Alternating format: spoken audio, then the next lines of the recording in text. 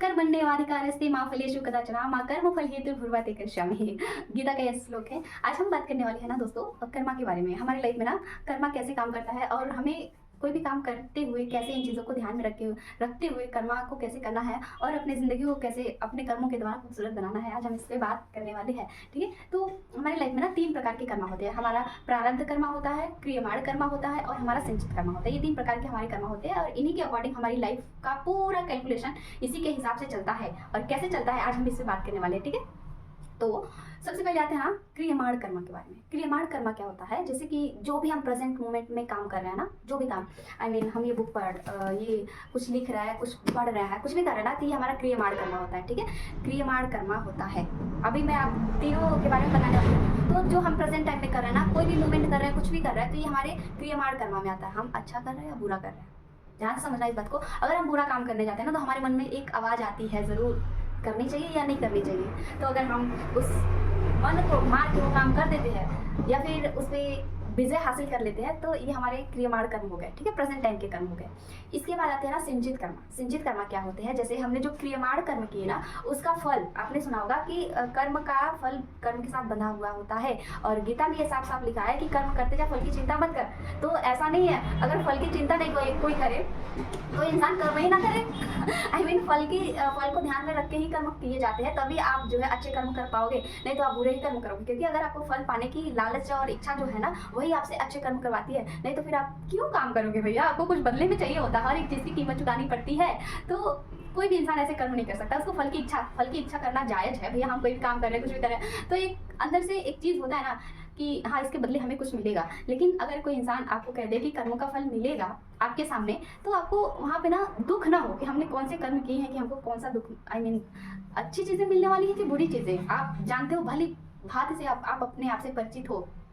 तो कोई इंसान अगर ये बात कहे ना कि आपको आपके कर्मों का फल मिलेगा, तो वहाँ पे ना बहुत खुश हो जाना एकदम से कि हाँ भैया हमने तो अच्छे ही कर्म कर रखे हैं और मुझे तो, मैं जल्दी से इंतजार कर रही हूँ कि मेरे कर्मों का फल मुझे मिल जाए जल्दी से। ऐसी वाली फीलिंग आनी चाहिए। ये नहीं कि कोई कहे कि तुमको तुम्हारे कर्मों का फल जरूर मिलेगा, तो वहाँ पे एकदम इस तरह से रोने वाली सूरत बना के कि जब मिलेगा तो देखा जाएगा। तो ऐसी चीज़ें नहीं है। आप अपने संचित कर्म के बारे में बात करें, मैं कहाँ चली जाती हूँ बात करते करते। तो संचित कर्म ना, जैसे हमने एक लाइन पढ़ी, कोई भी लाइन पढ़ी, हमने एक लाइन पढ़ा, उसको रख दिया, उसका पढ़ने वाली वस्तु, मैंने किसी के लिए अच्छा काम किया, ठीक है, मैंने किसी के लिए अच्छा काम किया, जब कर रहे थे वो क्रियमाण कर्म था। हमने किसी को दे रहा था कुछ भी, हम कुछ किसी को दे रहे थे, कुछ हेल्प कर रहे थे, वो हमारा हो गया क्रियमाण कर्म। उसका फल उसके साथ में बंधा है, अब वो कब मिलेगा मुझे नहीं पता है। ये हो गया हमारा संचित कर्म। और उसका फल जो मिलता है ना, वो होता है हमारा प्रारब्ध। आप ध्यान से समझना कि लाइक हमने किसी को ना कुछ दान में दिया, ठीक है, किसी की हेल्प करी, तो जब हम हेल्प कर रहे थे वो हो गया क्रियमाण कर्म, ठीक है। संचित कर्म कि जब तक उसका फल नहीं मिला है तब तक वो संचित कर्म में रहता है। प्रारब्ध क्या होता है कि आपने किसी को जाके बता दिया कि मैंने उनकी ना हेल्प करी थी, ठीक है, तो वो आपको थोड़ी तारीफ कर देते हैं कि क्या बात है, आपने इतने सारे पैसे उनको दे दिए, इतना, आप तो बहुत महान है, आप तो बहुत ऐसे वैसे। ये हो गया आपका प्रारब्ध। और एक बात बहुत ध्यान से सुनने वाली बात है कि इसका जो कर्म का फल है ना, आपका बराबर हो गया, ये अब नोट नहीं है, प्रारब्ध के रूप में आपको मिल गया। इसीलिए कहते हैं ना कि अगर आप दाएं हाथ से कुछ दे रहे हो किसी को, तो आपके बाएं हाथ को भी पता नहीं लगना चाहिए। इसका मूल मंत्र ये है कि आप किसी के लिए कुछ कर रहे हो, कुछ अच्छा कर रहे हो ना, तो उसके अंदर उसको अपने अंदर पचा के रखना है, किसी के सामने बताना नहीं है। क्योंकि आप किसी को बता देते हो, कुछ भी बोल देते हो ना, तो उसका जो है ना, जो कर्म फल मिलने वाला है ना, वो वहीं पे बराबर हो जाता है। उसका प्रारब्ध मिल गया ना, अपने तारीफ के रूप में उसका फल मिल गया आपको। तो आपको इस बात का ध्यान रखना है। तो आपको समझ आ गई कि कर्मा कैसे काम करते हैं, कि जो हम कर रहे हैं ना प्रेजेंट टाइम में, वो हमारा क्रियमाण कर्म है। जो हमारा क्रियमाण कर्म का जो फल नहीं मिला है वो हमारा संचित कर्म है। और हमारा प्रारब्ध क्या होता है, जो हमारा प्रेजेंट लाइफ है ना, जो हम जी रहे हैं, चाहे ये अच्छी है चाहे ये बुरी है, ये हमारा प्रारब्ध है। क्योंकि हमारे क्रियमाण कर्मों के द्वारा संचित कर्म से हमें प्रारब्ध की प्राप्ति होती है। तो आई थिंक आपको समझ आ रही होंगी मैं क्या बातें कर रही हूँ और कैसे बातें कर रही हूँ। तो आई थिंक आपको समझ आ गया होगा कि हमें फोकस अब किस पे करना है, कि मतलब हमें ये इतना नॉलेज हो गया, तो हमें फोकस कहाँ करना है, हमें फोकस करना है क्रियमाण कर्म पे। जो भी हम क्रियमाण कर्म करें ना, उसमें हमें फोकस करना है कि हमसे कहीं बुरा ना हो जाए किसी का, या फिर हमसे किसी की चुगली ना हो जाए, या फिर हमसे किसी का बुरा ना हो जाए। इन सारी छोटी छोटी चीज़ों का भी ना कर्म के साथ फल बंधा होता है।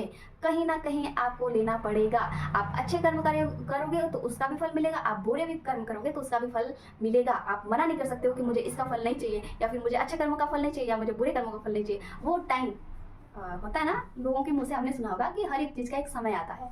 तो आप अच्छे कर्म करो, क्रियामाण कर्म जो है आपके ना, थोड़ा अवेयर होके करो, अच्छे कर्म करो, ताकि सरेंडर भाव से बस इंतजार करते रहो कि अब तो जो होगा अच्छा ही होगा। क्योंकि जब तक आप अवेयर नहीं है लाइफ में, तब तक आपने जो किया सो किया, आप उसको बदल नहीं सकते हो, ठीक है। लेकिन आप कुछ अच्छे कर्म करके, जब से आप अवेयर हो गए, तब से आप अपने कर्मों को सात्विक कर्म कर करके आप अपने बुरे कर्मों को थोड़ा सा माइनस प्लस माइनस कर सकते हो। लेकिन आप अपने जैसे आप 60 साल के हो ना, जब आप सेटिस्फैक्शन के साथ में आप 40 दिन भी जी लोगे ना, आपको जो अनुभव और जो सुख की प्राप्ति होगी ना, वो 60 साल में भी नहीं होगा। बस आप सेटिस्फैक्शन के साथ जी के तो देखो, इस भाव से जीने का जो सुकून है ना, वो बहुत एक नेक्स्ट लेवल का सुकून है। और जीवन का मतलब यही है कि जिंदगी को जीना कैसे, हम ना कुछ लेके आए ना कुछ लेके जाना है, जो चीज़ें यहीं की हैं यहीं रह जाना है, वो तो बस है कि यूं ही चल रही है चीज़ें। लेकिन असली जो मेन मकसद है ज़िंदगी का ना, वो है सुकून।